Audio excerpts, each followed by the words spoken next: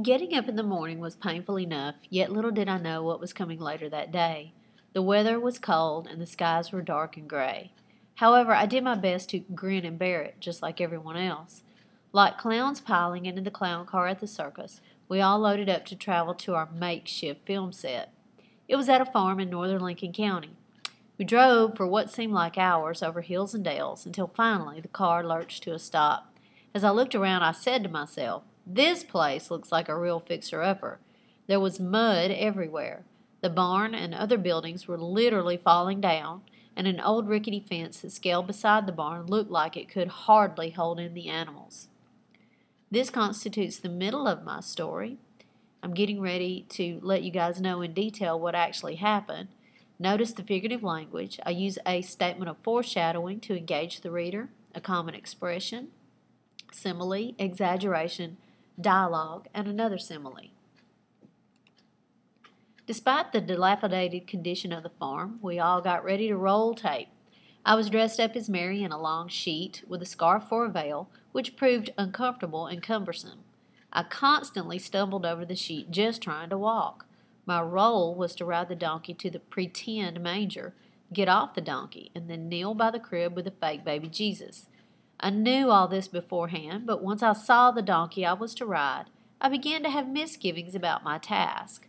It was a huge, imposing animal that looked like it had better things to do than be led around by a bunch of city-fied yokels trying to make a Christmas play. Again, I use a common expression and a simile to keep my readers interested. Regardless of my hesitation, the director told me to go ahead and get on the donkey. I got up there astride just like riding a horse. "No, that just won't do," the director said in a snobby nasal twang. "You should ride side saddle. That is the way the real Mary would have done it." So I slid off, and with some help got back up on the donkey side saddle. This was a difficult task for me, with the sheet dragging the ground and the veil slipping off my head. Immediately, the donkey became agitated. He began to toss his head up and down and stomp his feet on the ground. I could hardly hold on since there was no rope for me, and we had not even started moving. In the middle part of the story, I'd like to use a little bit of dialogue to keep the reader interested. Also notice the transition words bolded there for you. All of a sudden, the donkey became as mad as a hornet and took off at breakneck speed. Before I knew what was happening, I was ejected from the donkey at what felt like 99 miles per hour. I flew through the air with my arms splayed out wide, the sheet and veil blowing in the wind. I must have looked like some type of Super Friends reject. Then I heard bam, thud, and squish. For a few moments I was temporarily knocked out, and I even thought I saw stars. When I woke up, my preachers and youth director were standing over me saying some words I never expected my church members to say. Notice the figurative language, a simile, exaggeration, another simile, another one, onomatopoeia, and also exaggeration. After I woke up in the mushy-gushy mud, I was helped up. I had 2 black eyes forming and a large goose egg on my forehead where I had hit the fence. Despite my injuries, the director turned to me and asked the most ridiculous question. "Do you think you can finish the play?" she said in her most persuasive tone. Yes, I thought I could, and I did. I was indeed a real trooper. After it was all over, the preacher thought it necessary to take me home. As my mom opened the door, she, too, said some words I did not expect to hear. When she saw me, her mouth literally fell open. She could not believe what had happened. I assured her that I was okay, even though she thought I had brain damage.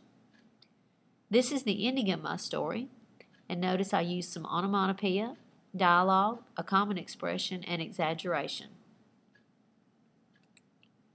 When I went back to school that next Monday, I had to endure quite a few jokes, but other than having to convince everyone I had not been in a bar fight, I healed pretty easily. I hope I never have to participate in any other programs like that. I don't think my brain can endure another blunt force trauma. In the last part, I also used 2 examples of exaggeration. I try to come back full circle to talk about the beginning of the story when I told you that something bad was going to happen to me, something that was embarrassing. and it was pretty embarrassing to go back to school with those black eyes and that knot on my head. And also I try to give it a little bit of meaning there at the end by saying that I hope I never have to go through that again.